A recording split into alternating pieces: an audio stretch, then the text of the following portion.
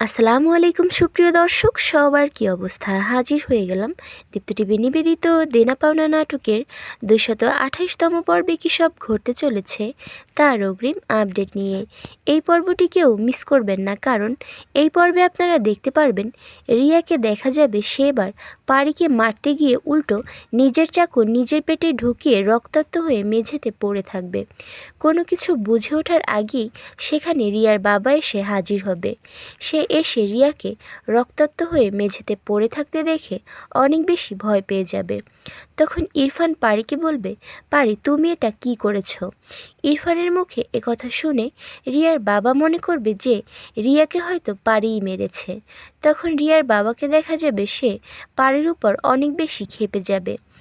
পরক্ষণে রিয়াকে হসপিটালে নিয়ে গেলে রিয়ার বাবা পারিকে বলবে, আমার রিয়ার যদি কিছু হয় আমি তখন ভুলে যাব আমি কে, আমি তোমাকে মেরে ফেলবো। তখন পারি বলবে, আপনি বারবার একই ভুল করছেন আঙ্কেল, রিয়াকে আমি মারিনি, উল্টো ও আমাকে মারতে গিয়ে নিজের হাতের চাকু নিজের পেটেই ঢুকিয়ে দিয়েছে। এসব কথা বলতে গেলে রিয়ার বাবা পারিকে থামিয়ে তার উপর অনেক বেশি ক্ষেপে যাবে এবং বলবে, চুপ করো তুমি, আমার হাত থেকে তোমার রেহাই নেই, আমার মেয়ের যদি কিছু হয় তোমাকে আমি বাঁচতে দেব না, আমি তোমাকে দেখে নেব। আর অন্যদিকে আপনারা দেখতে পারবেন পুরো ঘটনায় ইরফানকে দেখা যাবে সে পারির পাশে না থেকে বরং রিয়ার বাবাকে বলবে, আঙ্কেল এখন এসব নিয়ে ঝামেলা করার দরকার নেই, রিয়ার কি খবর তা আমাদেরকে এখন জানতে হবে, রিয়াকে কিভাবে সুস্থ করা যায় আমাদেরকে সেটা নিয়েই ভাবতে হবে। তখন রিয়ার বাবা বলবে, না ইরফান, এই মেয়েটার একটা ব্যবস্থা না করা পর্যন্ত আমি শান্ত হতে পারছি না।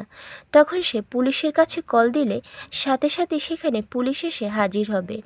পুলিশ আসা মাত্রই রিয়ার বাবা পারিকে পুলিশের হাতে ধরিয়ে দিবে এবং বলবে, আপনারা এই সাইকোটাকে এখনই অ্যারেস্ট করেন, এই সাইকোটাকে যতদিন না আপনাদের হেফাজতে নিচ্ছেন ততদিন পর্যন্ত আমার মেয়ে নিরাপদ না।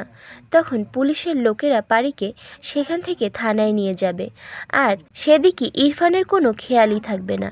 আর এছাড়াও থাকছে আশ্চর্য সকল ঘটনা। সুতরাং সবাইকে দেনা পাওনা নাটকের আগামী পর্ব দেখার আমন্ত্রণ রইল। ধন্যবাদ।